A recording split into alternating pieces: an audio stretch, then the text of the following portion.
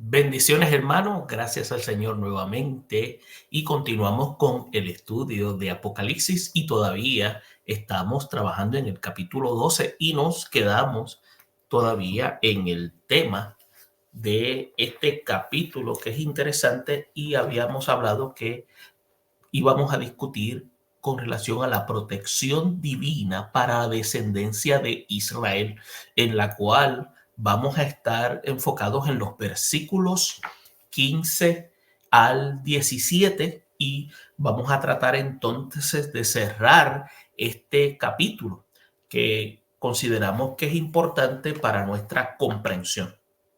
Por lo tanto, volvemos y le indicamos a cada uno de ustedes que busque su libreta de notas, si tiene alguna pregunta en la cual pues también quiere hacerla a nosotros y la puede enviar, está en libertad de hacerlo y nosotros en la mayor prontitud vamos a tratar de poderla contestar en nuestra capacidad para poderlo así asistir.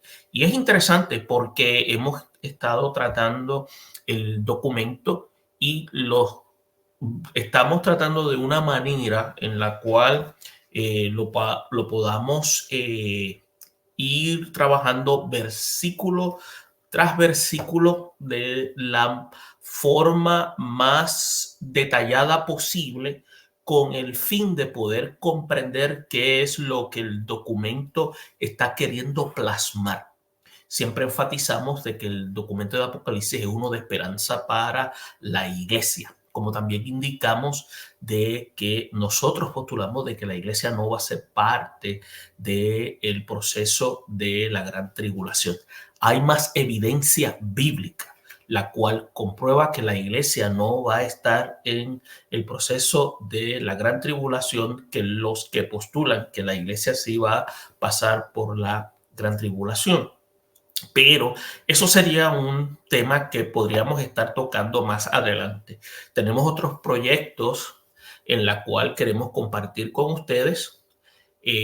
Más adelante, si así el Señor lo permite, vamos a estar iniciando un estudio del libro de Daniel y lo vamos a estar trabajando también de manera detallada, así como también otros libros de las Escrituras del Antiguo Testamento para nuestra comprensión.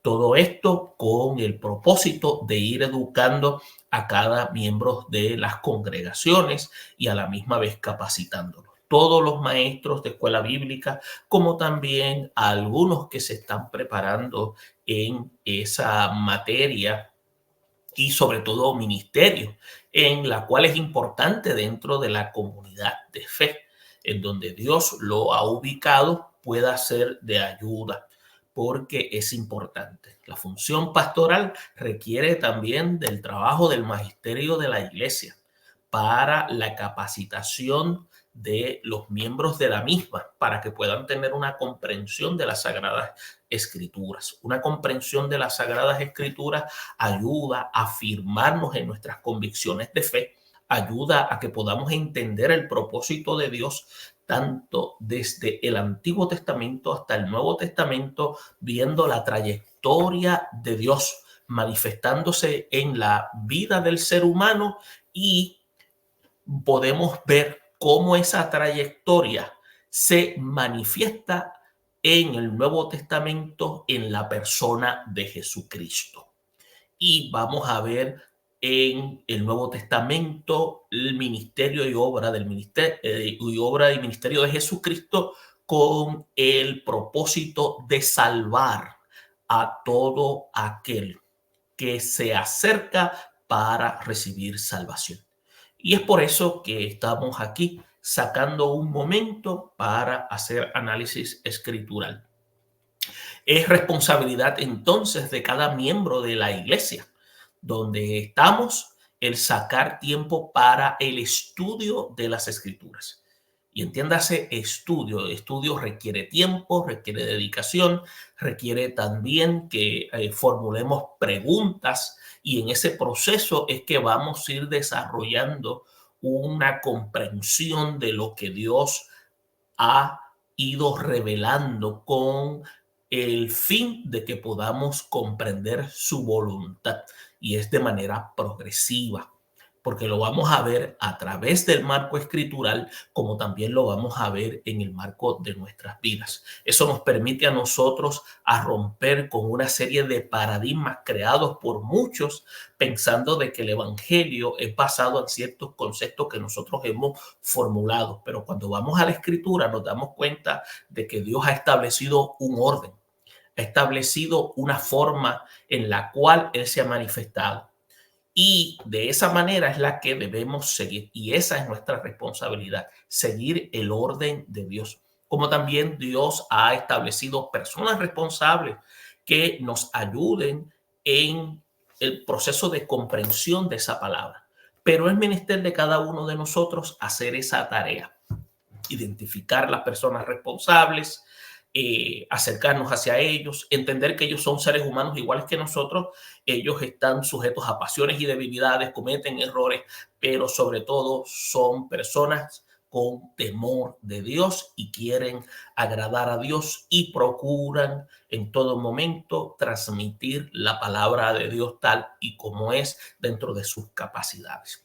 Si es de esa manera, son personas que entonces debemos mirar con respeto, debemos apoyar en el ministerio donde Dios los ha puesto para que ellos puedan entonces seguir proclamando la palabra de salvación, como también podamos pedirle al Señor en oración que sigan ellos capacitando y poder levantar a otros para la expansión del ministerio. Vamos a iniciar entonces el análisis que nos queda de este capítulo 12 y esperamos en esta ocasión poder concluir el mismo para así cerrar y continuar con el libro de Apocalipsis. Entendemos que es extenso, pero entendemos que es necesario, porque así usted va a tener herramientas que le va a permitir usted sentarse, evaluar y poder hacer comparaciones con otros estudios y tomar información también de otros estudios. Lo que nosotros no hemos podido cubrir, usted lo puede complementar con otros estudios. Si hay otros conceptos, otras ideas, usted las puede analizar. Acuérdese, hay una serie de líneas de pensamiento y es importante que usted las evalúe. Y es importante que usted haga su propio análisis. Hay unas partes donde Dios nos permite que hagamos nuestros propios análisis, pero no podemos perder la perspectiva divina, esperanza que Dios tiene para con los suyos y que lo que Dios ha profetizado para el tiempo final es algo que Él va a realizar. Hay muchas cosas que desconocemos del mismo y hay cosas que Dios no las ha plasmado. Por lo tanto, a veces se prestan a la especulación y a veces cuando es de marco especulativo, pues tenemos que decirlo de manera responsable y si es especulativo no lo podemos establecer como algo categórico. Lo que nosotros establecemos como categórico es lo que Dios ha dicho en términos normativos y en términos doctrinales. Bien, vamos entonces a entrar a la lectura de los versículos 15 al 17 para entonces hacer un elemento de análisis sobre los mismos y trabajar con estos versículos que entendemos que son necesarios para nuestra comprensión de este importante capítulo. Y dice de la siguiente manera, vamos a ver qué es lo que nos dice. Dice, y la serpiente arrojó de su boca tras la mujer agua como un río para que fuese arrastrada por el río. Pero la tierra ayudó a la mujer, pues la tierra abrió su boca y tragó el río que el dragón había echado de su boca. Entonces el dragón se llenó de ira contra la mujer y se fue a hacer guerra contra el resto de la descendencia de ella. Los que guardan los mandamientos de Dios y tienen el testimonio de Jesucristo. ¿Qué es lo que significa todo el párrafo? ¿Qué es lo que está tratando de decir Juan cuando hace mención de toda esta información que se le ha revelado? Vamos entonces a trabajarla, porque entonces tenemos que ver cuál es la posición que Juan presenta y cómo nosotros podemos decodificarla, podemos entonces ver qué es lo que está queriendo presentar. Por lo tanto, tenemos que ver lo siguiente. Vamos a hablar de la protección para la descendencia de Israel y vamos a ver que esa protección se va a enfocar en los israelitas fieles. Vamos a ver que darán ellos sus vidas por el testimonio de Cristo. Y posiblemente usted se preguntará quiénes son aquellos que darán sus vidas. Vamos a ver que un templo judío en Jerusalén estará durante el periodo de la tribulación y surge una pregunta. ¿Qué hará el frustrado y furibundo dragón? Entiéndase, Satanás. Eso lo habíamos comentado la última vez que estuvimos dialogando, pero lo habíamos dejado en el aire para poderlo discutir en estos momentos y vamos a hacer todo lo posible para entonces trabajar con estos versículos que consideramos que son importantísimos para así poder ver qué es lo que significan. Por lo tanto, es necesario que podamos trabajar con claridad esta sección. Volvemos y repetimos. Son israelitas fieles, van a dar sus vidas por el testimonio de Cristo. Va a haber un templo en Jerusalén durante la tribulación y la pregunta, ¿qué hará el frustrado y furibundo dragón? Entonces, tomando esto en consideración, vamos entonces a ubicarnos en el análisis. Bien, habíamos dicho que luego de la lectura tenemos que ver lo interesante de notar que Satanás transfiere toda su ira contra la mujer. Y habíamos destacado que la mujer viene siendo Israel. Israel entonces tiene una descendencia. Entonces vemos que a la descendencia de ella, que constituye ser el remanente. Ahora, lo que uno inevitablemente se pregunta cuando analiza esta profecía es quiénes constituirán el resto de la descendencia de ella, entiéndase la mujer, y qué le sucederá cuando se lance contra ellos, contra estos, entiéndase este remanente, el desesperado y furibundo adversario. Entonces, usted va a ver, y habíamos mencionado a manera rápida la última vez, una serie de aspectos. Mencionamos que ellos eran israelitas fieles que se convirtieron a Cristo, eso lo vamos a explicar, van a dar su vida por Cristo.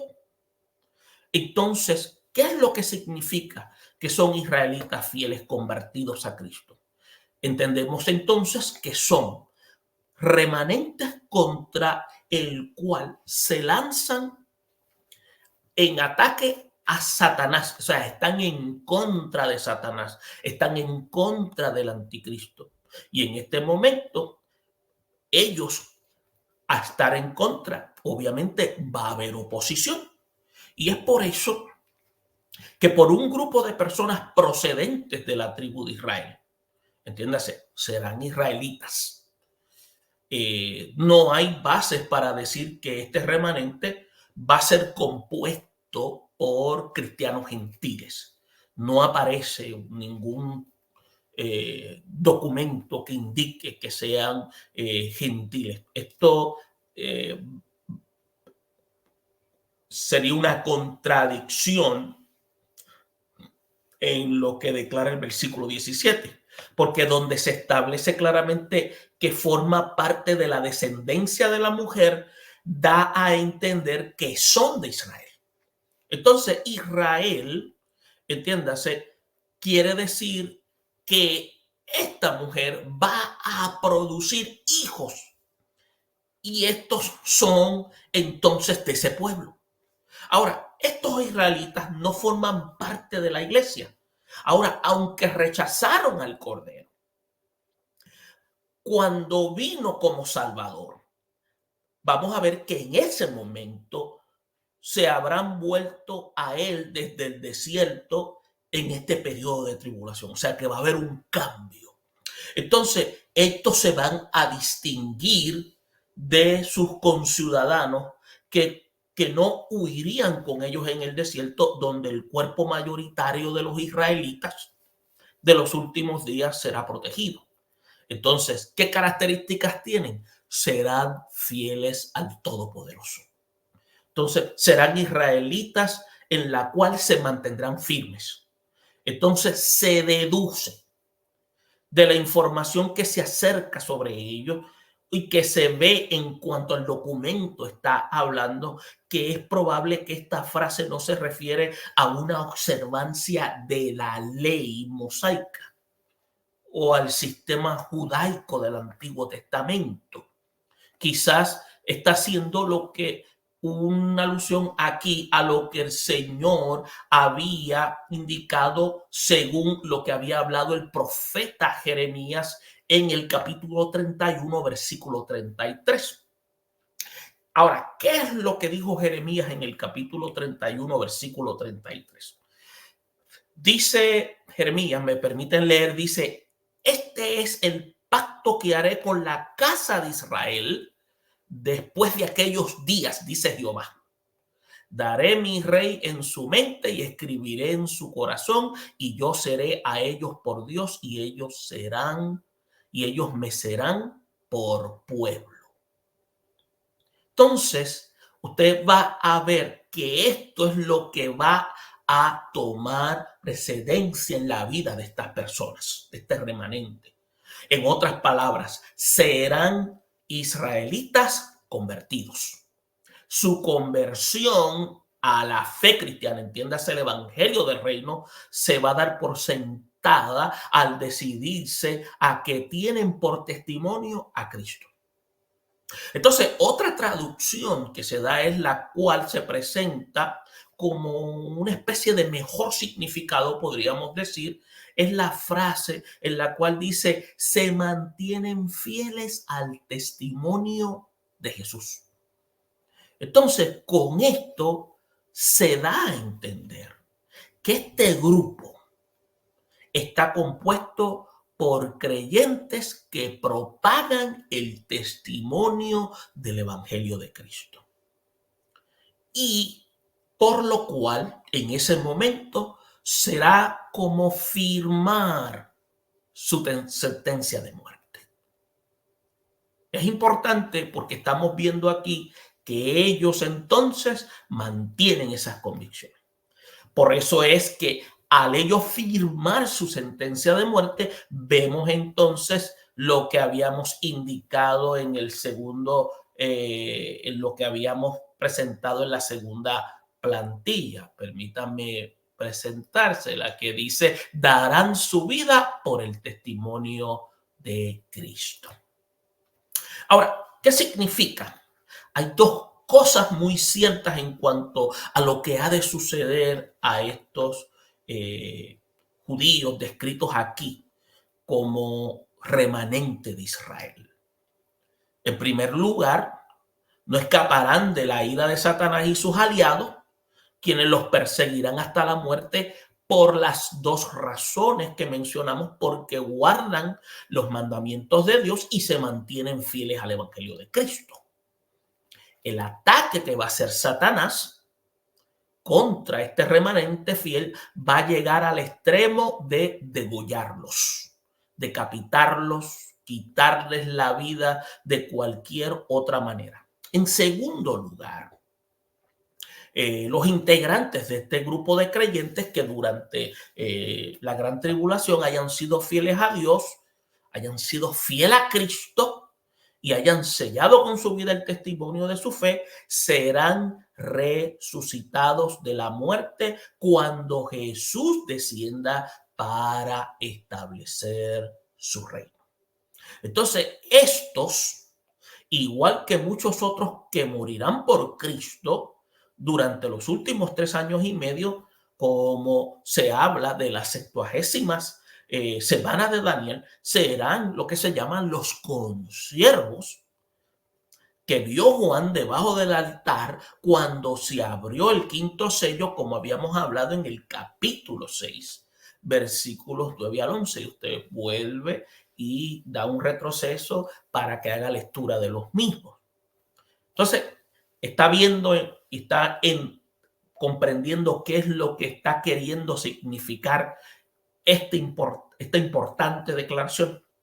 Ahora, la pregunta que surge, ¿qué hará entonces el frustrado y furibundo Satanás?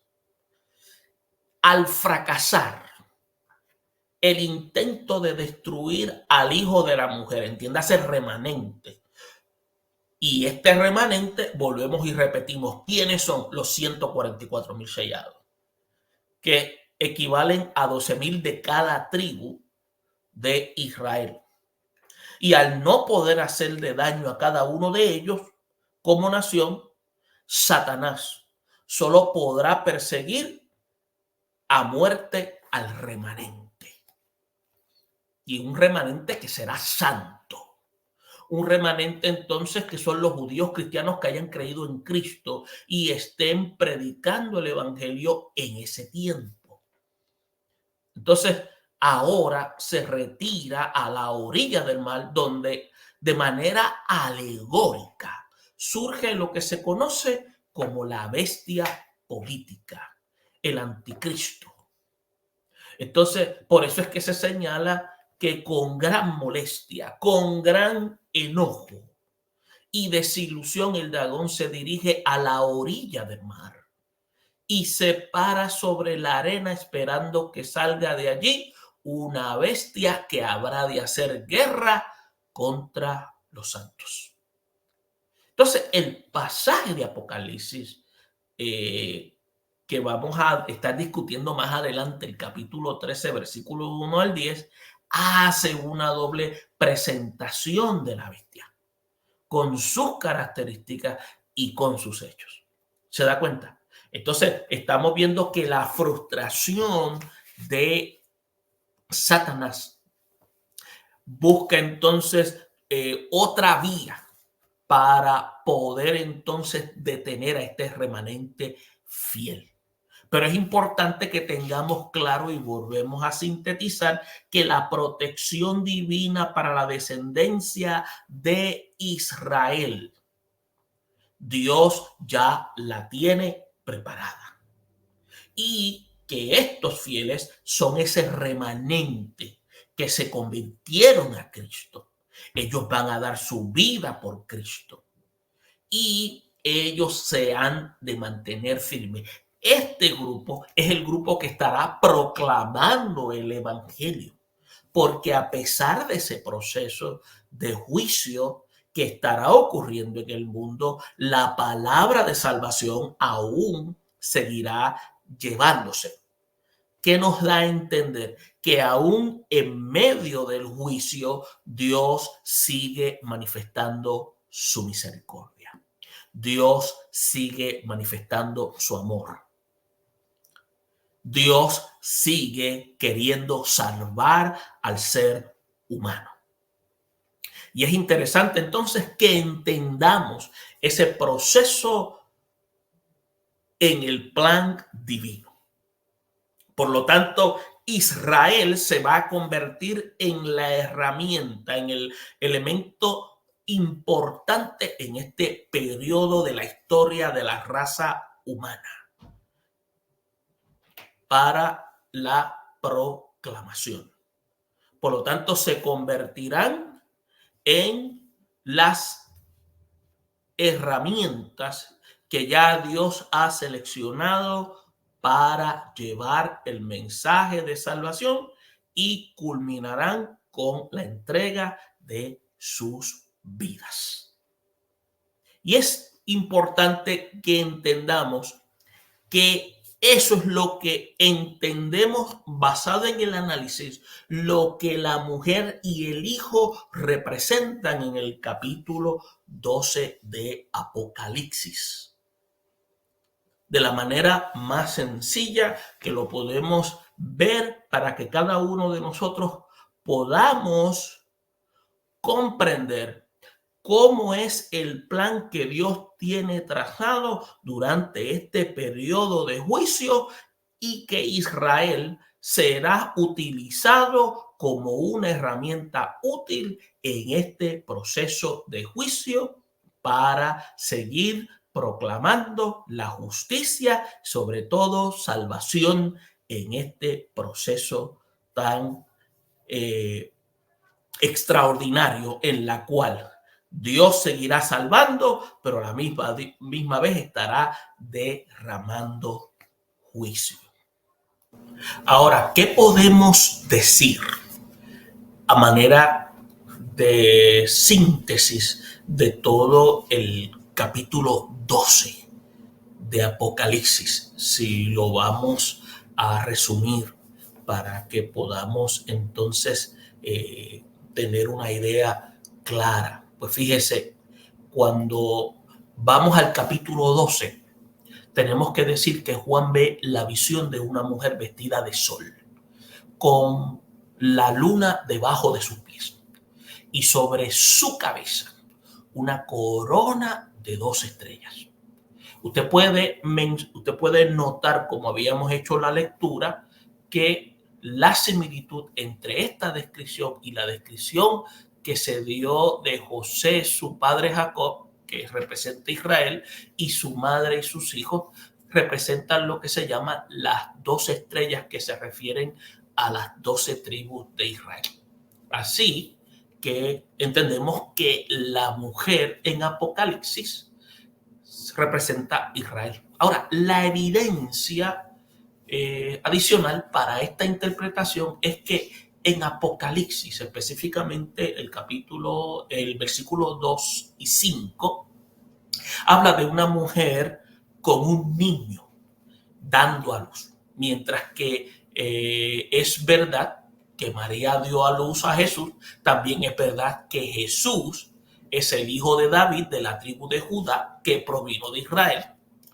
Ahora, en un sentido, Israel dio a luz o sacó a la luz a Cristo, pero no estuvo en momentos de parto, y eso lo aclaramos.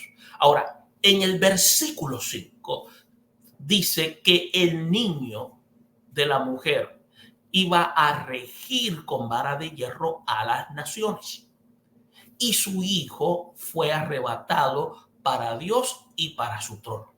Entonces, esto de manera clara da una descripción que puede describir a Jesucristo. Y Jesús dice que ascendió a los cielos. Pero eso lo podemos ver como se menciona en el capítulo 1 de Hechos, versículo 9 al 11. Y un día se iba a establecer un reino en la tierra. Y eso usted y yo lo podemos encontrar, que aunque no hemos llegado ahí aún, en el capítulo 20, versículos 4 al 6 de Apocalipsis. Y que iba a gobernar, como dice la Escritura, con perfecto juicio, que es lo que se llama la vara de hierro. Ahora, la huida de la mujer al desierto por el periodo de 1260 días se refiere al tiempo futuro llamado la Gran Tribulación. Es por eso que los 1260 días son 42 veces de 30 días cada uno, lo cual es el mismo que 3 años y medio, a la mitad del periodo de la Gran Tribulación. Por lo tanto, tenemos que entender que la bestia, entiéndase el anticristo, ha de colocar una imagen de sí mismo en el templo que se ha de construir en Jerusalén. Entonces, esta es lo que se conoce como la abominación desoladora, de que Jesús había hablado y se lo había mencionado a los discípulos, y Mateo hace alusión del mismo en el capítulo 24 y 15, y también Marcos en el capítulo 13, versículos 14. Ahora, cuando la bestia haga esto, se va lo que se llama romper el pacto de paz que había hecho con Israel. Y la nación va a tener que huir para protegerse y posiblemente entonces va a tener que huir. Entonces, esta huida de los judíos es la que se ilustra como la mujer huyendo al desierto. Esa es nuestra forma también de evaluarlo. Ahora, tenemos que ver que más adelante, que lo estaremos tocando, es lo que menciona Apocalipsis, perdón, ya lo tocamos, Apocalipsis 12, 17, que habla de cómo Satanás iba a establecer un ataque, una guerra contra Israel tratando de destruirlo. Por eso es que él sabe que como le queda poco tiempo, hace todo lo posible para entonces tirar su última carta, como podríamos decir. Ahora, es importante, como menciona Apocalipsis 21:3. En Apocalipsis 21:3 vemos que un ángel que descendía del cielo, dice, con las llaves del abismo, que viene con una gran cadena en su mano. Eso quiere decir que viene con una orden de Dios. Dice que lo toma, entiéndese, y lo describe como un dragón, lo describe como serpiente antigua. Y después dice que es el diablo, que es Satanás. Dice que es atado por un periodo de 1000 años y es lanzado al abismo. Y ahí esto nos hace ver claramente que él no tiene el poder al mismo nivel que tiene el Todopoderoso. También tenemos que entender que se revela que Dios ha de sustentar a Israel en el desierto. Por lo tanto, en el versículo 14, como habíamos señalado, dice que Israel iba a estar protegida de Satanás por un tiempo y la mitad de un tiempo. Que entonces ese periodo iba a ser lo que nosotros entendemos y como describe la Escritura, los 3 años y medio. Y es importante que entonces entendamos este proceso porque así estamos comprendiendo y vamos teniendo una idea más clara qué es lo que se está llevando a cabo y cómo es que vamos tratando de interpretar lo que ha de llevarse a cabo en ese periodo. Y esta sección, que como lo que quedaba era un pedazo no bastante extenso, lo acabamos de concluir y cerramos con esta síntesis para luego en nuestra próxima sección trabajar con los capítulos siguientes. Si usted tiene alguna pregunta, si tiene algún comentario que hacer, siéntase en la libertad de hacerlo y nosotros sí verificamos los comentarios, verificamos las preguntas y sobre todo le pedimos que nos ayuden en oración para nosotros continuar con estos estudios que entendemos que pueden ser de ayuda y a la misma vez de edificación para los miembros de las comunidades de fe. Tanto nosotros, todos necesitamos escudriñar las Sagradas Escrituras y a medida que vamos escudriñando la Escritura, vamos enriqueciéndonos de el conocimiento de Dios, pero sobre todo el poder está en la aplicación de esa palabra. Pero también en términos escatológicos, teniendo una clara comprensión de lo que Dios ha de llevar a cabo. Esperamos que esta sección haya sido de edificación para cada uno de ustedes y nos vemos para trabajar entonces el capítulo 13, la próxima sección. Bendiciones a todos y Dios le bendiga.